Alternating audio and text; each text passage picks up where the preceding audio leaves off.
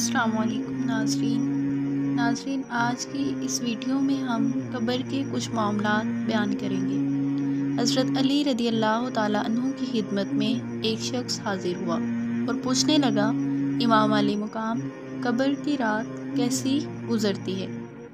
حضرت علی رضی اللہ تعالیٰ عنہ نے فرمایا کہ اللہ کے رسول حضرت محمد صلی اللہ علیہ وآلہ وسلم سے فرماتے ہوئے سنا کہ انسان کی سب سے مشکل رات قبر کی پہلی رات ہے، جب دوسرے انسان، اس کے دوست، عزیز و اقارب یعنی رشتہ دار اس کو دفنا کر چھوڑ کر چلے جاتے ہیں تو وہ انسان روتا رہتا ہے، ہر ایک دوست کو پکارتا ہے، لیکن افسوس اس کی آواز کوئی نہیں سنتا۔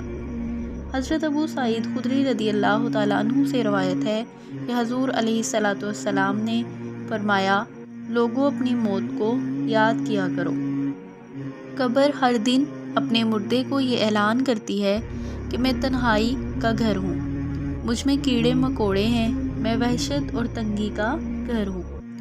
حضرت ابو ہریرہ رضی اللہ تعالیٰ عنہ بیان کرتے ہیں کہ میں ایک جنازے میں حضرت محمد صلی اللہ علیہ وآلہ وسلم کے ساتھ شریک تھا۔ حضرت محمد صلی اللہ علیہ وآلہ وسلم ایک قبر کے پاس بیٹھ گئے اور فرمایا، ہر روز قبر بآواز بلند کہتی ہے کہ اے ابن آدم، تو مجھے کیوں بھول گیا؟ کیا تمہیں معلوم نہیں کہ میں وحشت اور تنگی کا گھر ہوں؟ ہاں، مگر جس کے لیے اللہ کشادگی کا اعلان فرمائے، حکم دے، تو میں اس کے لیے کشادہ ہو جاتی ہوں۔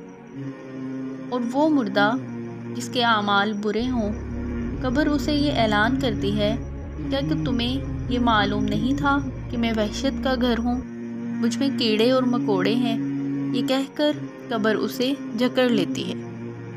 دوستو، اللہ پاک سے دعا ہے کہ ہم سب کو مرنے سے پہلے مرنے کی تیاری کرنے کی توفیق عطا فرمائے، اور جتنے لوگ اس دنیا سے جا چکے ہیں سب کی مغفرت فرمائے۔